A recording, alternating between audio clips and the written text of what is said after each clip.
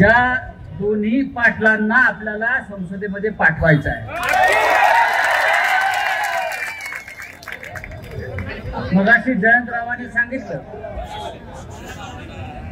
आपण अनेक वर्ष इथे भारतीय जनता पक्षाला निवडून देतो।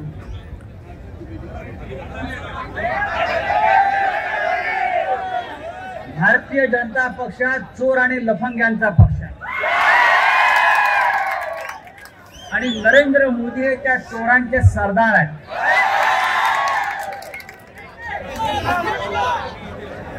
मगाशी उल्लेख केला,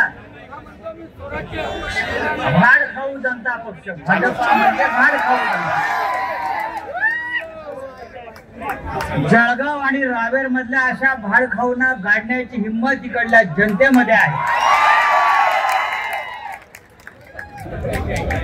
मला खात्री आहे की महाराष्ट्रावर या भाड खाऊनी जो अन्याय केला, अत्याचार केलाय,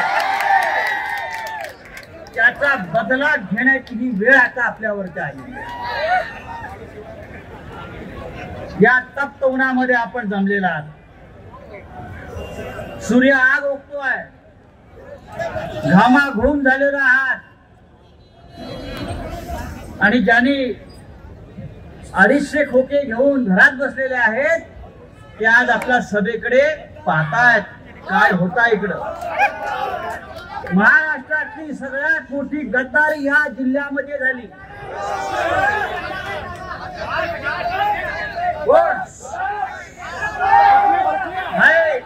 नाव घेत नाही,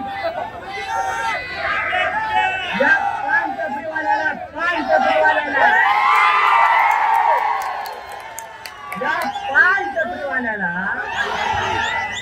बाळासाहेब ठाकरेंनी आमदार केला, मंत्री केला, 4 दिन नंतर त्याला परत पानटपरीवर बसवायची जबाबदारी सगळे। आणि म्हणून जळगाव आणि रावेर या दोन्ही लोकसभा मतदारसंघामध्ये आपल्याला निष्ठावंतांची ताकद काय आहे हे दाखवून देण्याची ही वेळ आहे। मगाशी जयंतरावांनी सांगितलं,